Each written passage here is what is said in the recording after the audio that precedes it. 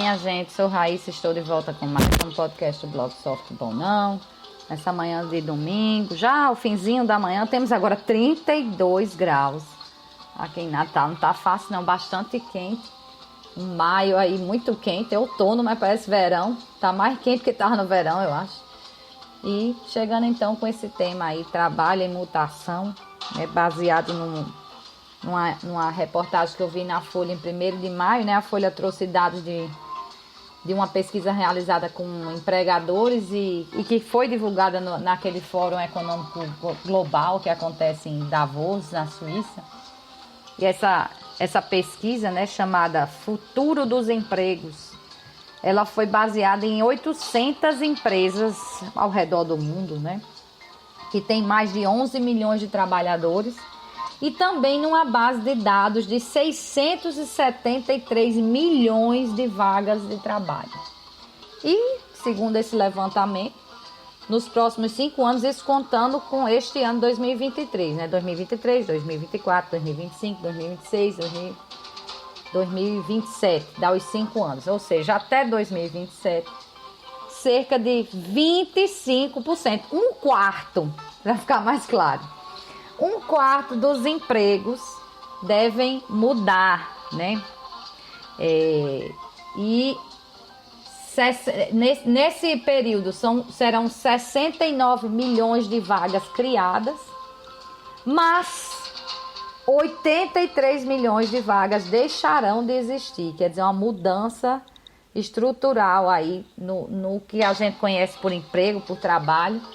O que vai diminuir, segundo esses números de vagas criadas e que vão ser limadas, né?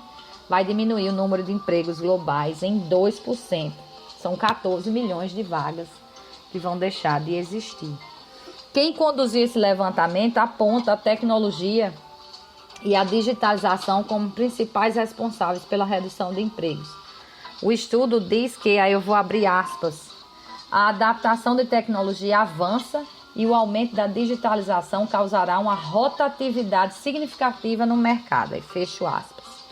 E ainda aponta assim que, por exemplo, caixas de banco e postos de atendimento serão os mais atingidos. Isso aí a gente já está vendo realmente, né? Hoje a gente já realiza transações bancárias pelo celular, né? Já realizávamos no computador. Mas computador já é mais difícil para todo mundo. Celular não. Celular, minha gente, aparentemente todo mundo tem, né? Catador de lixo tem celular. Então, você já faz essas transações. Aí você diz assim, como é que um catador de lixo vai ter conta em banco? Existem benefícios, né, do governo que são dados justamente para você movimentar por aplicativos de banco, como Caixa tem, que normalmente esses benefícios são pagos pela Caixa, mas podem ser pagos por quaisquer bancos aí no Brasil.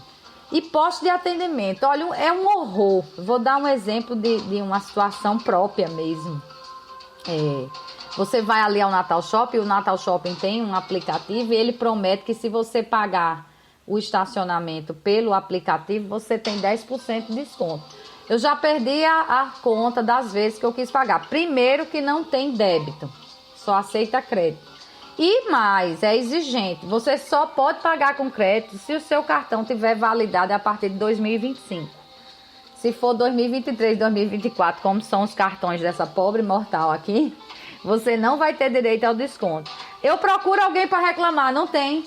O Natal Shopping agora tem uns atendimentos virtuais, uns postos lá, vou ficar parada de frente para uma tela, todo mundo vendo e eu conversando com a tela, feito uma pessoa lunática, né? Não.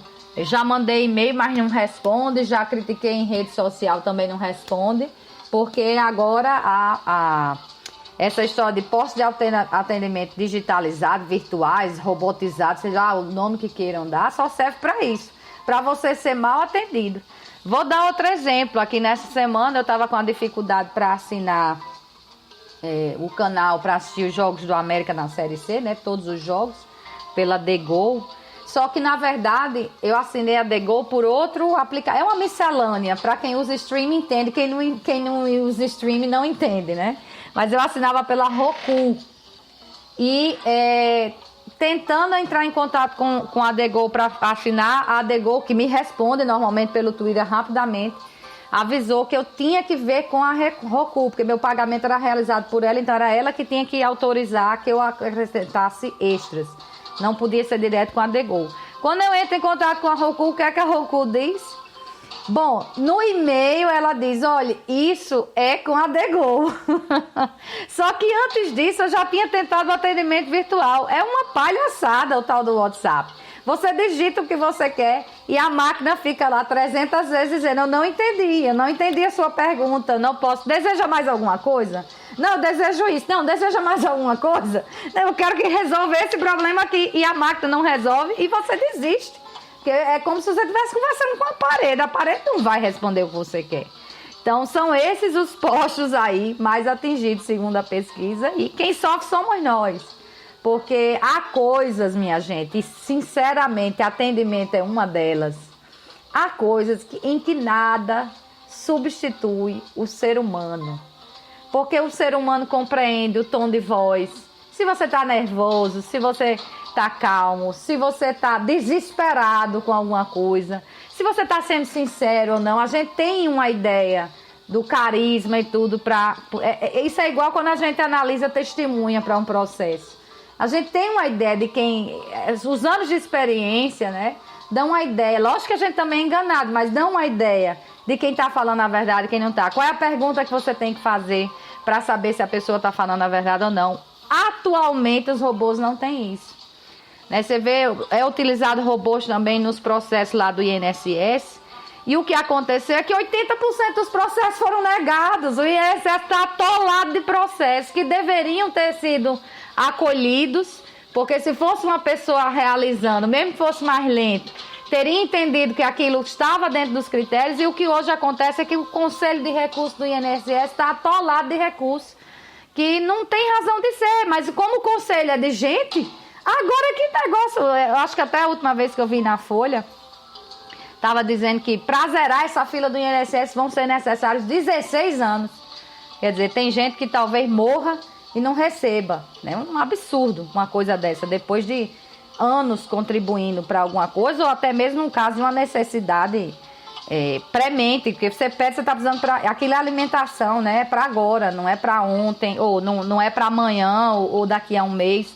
Daqui a um mês já pesa, né? E a pesquisa lá então fala que espera-se que a demanda por máquinas de inteligência artificial e também por especialistas em segurança cibernética, só que eu vou além, acho que esse pessoal também vai virar robô.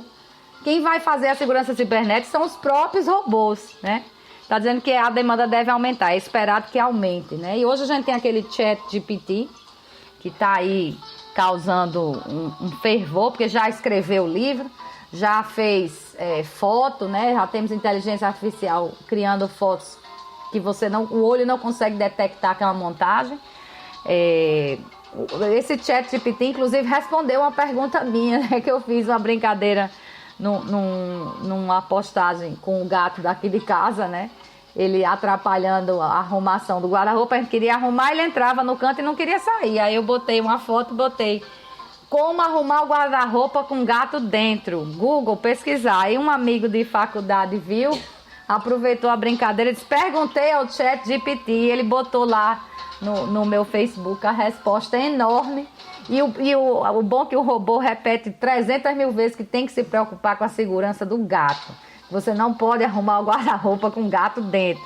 Tem que esperar ele sair. Tentar fazer ele sair, mas com tranquilidade, né? Se ele não quiser sair, bota uma raçãozinha. É um negócio... Olha, são os 6 parágrafos enormes fazendo essa explicação. Mas foi um robô. O que assusta é que foi um robô que criou aquele texto. Obviamente que eu, lendo, estou acostumada a ler muitas coisas, identifico que o texto não foi feito por uma pessoa com senso normal. É uma pessoa que sabe fazer texto sempre, pela repetição de algumas coisas. Mas passa, e muito bem feito, muito bem escrito, tem que se dizer também. Então, hoje também há uma preocupação enorme com a aplicação militar desses robôs, né? Eu já vi nessa semana mesmo do New York Times, estava falando dessas máquinas, e aí começa a assustar aquela visão que a gente tinha do filme. O povo acha muito que a arte imita a vida, eu acho que é a vida que imita a arte, né? Porque a arte, muitas vezes, ela prevê o que vem para frente, né? Ela é fruto da imaginação do ser humano e é o ser humano que imagina e bota para frente as coisas. Então, há um medo muito grande do que se viu o Exterminador do Futuro, porque hoje a inteligência artificial já bota um ser humano contra o outro na internet, né? A gente vê o discurso de ódio muitas vezes é produzido por robôs, produzido e compartilhado. Os vídeos, tudo aquilo, né? A gente pensa que é uma pessoa fazendo e muitas vezes é um robô. Já temos isso. Imagine então quando esses robôs começarem a controlar as armas militares, né? Então, a gente precisa parar um pouquinho quando olha para um dado desse tão premente. Será que a gente quer mesmo essa vida em que simplesmente 1/4 das pessoas no mundo não vão ter mais emprego, não vão ter com que trabalhar? O que é que essas pessoas vão fazer? Vão se matar porque não tem mais como se alimentar? Os outros que trabalham vão sustentar essas pessoas que não vão trabalhar? A gente precisa discutir qual é o mundo que já discutimos hoje, né? É uma grande discussão de frear esse sistema capitalista que há mais de 100 anos, vamos dizer assim, 100 anos, é imposto de uma forma muito liberal, muito faça o que você quiser e que se dane o resto, e que a gente precisa frear porque precisa olhar para o ser humano, enfim, não é só dinheiro que vale, né? A experiência de vida é tudo.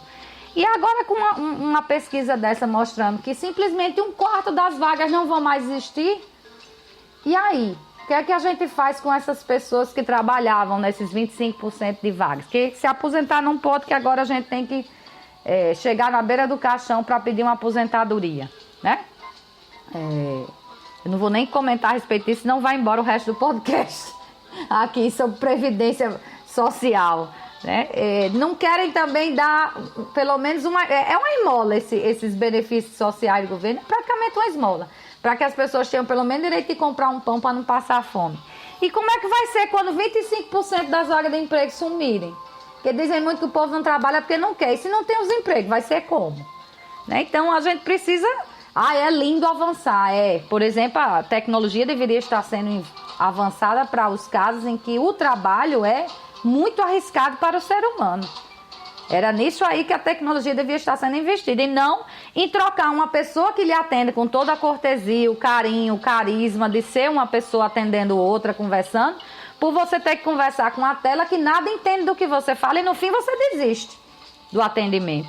Ou essa tecnologia horrorosa dos robocalls, que ligam para todo mundo ao mesmo tempo e quando você para o que você está fazendo para atender, dá de cara com a linha ocupada, né, que desligou, porque na verdade eles disparam milhões de ligações e encaminham para os operadores apenas aquelas primeiras que atenderam. O resto vai dar tudo com os burros na água, né? Então, é esse o tipo de sociedade que a gente quer para frente, né? É esse tipo de trabalho para frente que a gente quer, que os trabalhos que exigem carisma, empatia, principalmente, o termo é esse, não é carisma, é empatia. Os trabalhos que exigem empatia sejam feitos por robôs, e os trabalhos difíceis fiquem com seres humanos. E o que vai se fazer com todo o resto que não vai arranjar esse trabalho? Né? A hora é agora de pensar. Como a gente está pensando em clima para frente e tudo, temos que pensar também nessa parte de desenvolvimento da sociedade. Bom, é isso. Espero que vocês tenham gostado desse tema. Espero voltar na próxima semana a qualquer momento. Eu prefiro domingo, mas às vezes não dá certo no domingo, com novos temas aí nos podcasts, um sobre futebol e outro sobre assuntos variados. Até lá.